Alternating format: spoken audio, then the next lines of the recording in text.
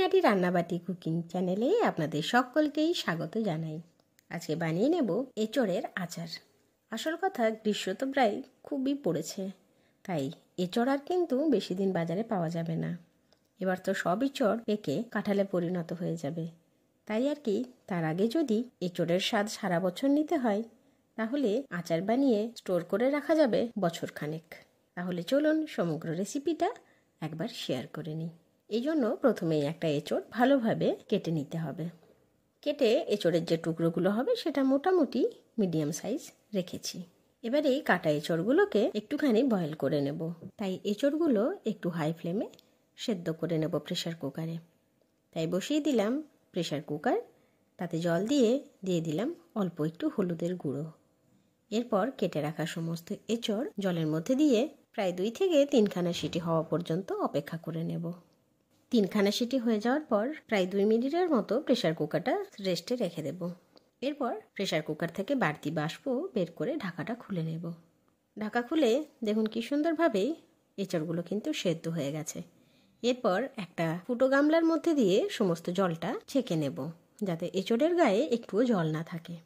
এরপর বানিয়ে নেব আচারের বাকি প্রস্তুতি। এই জন্য হাই ফ্লেমে বসিয়ে দিলাম কড়াই গরম হয়ে এসেছে। এরপর তাতে দিয়ে দিলাম একটু বেশি পরিমাণে সর্ষের তেল।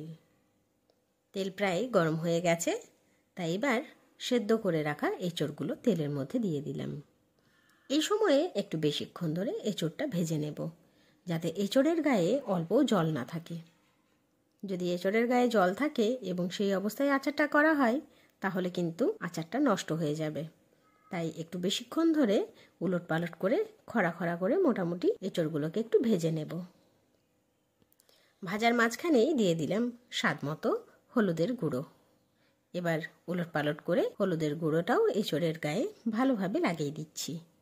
এবার দিয়ে দিলাম স্বাদ মতো লবণ দেওয়ার পরও ভালোভাবে নাড়াচাড়া করে লবণ এবং হলুদ ভালোভাবে মাখিয়ে নিচ্ছি। এরপর দিয়ে দিলাম 1 হাত ভর্তি কাঁচা লঙ্কা। এখানে কাঁচা লঙ্কাটা আমি কিন্তু চিড়ে নিইনি, বেশ গোটা গোটাই রেখেছি। দেখুন কি সুন্দরভাবে হলুদ এবং সবুজের কম্বিনেশনটা লাগছে। এরপর নাড়াচাড়া করে লঙ্কা এবং এঁচড় দুটোকেই আরও কিছুক্ষণ কষিয়ে নিচ্ছি।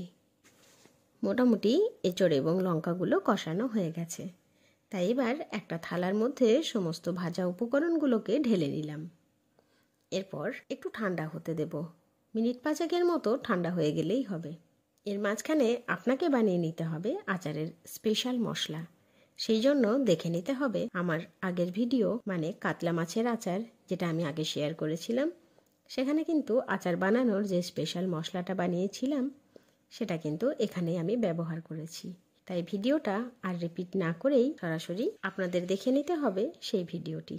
আমি ডেসক্রিপশানে কাতলা মাছের আচারের ভিডিওটি শেয়ার করে দেব, আপনারা অতি অবশ্যই একবার দেখে নেবেন।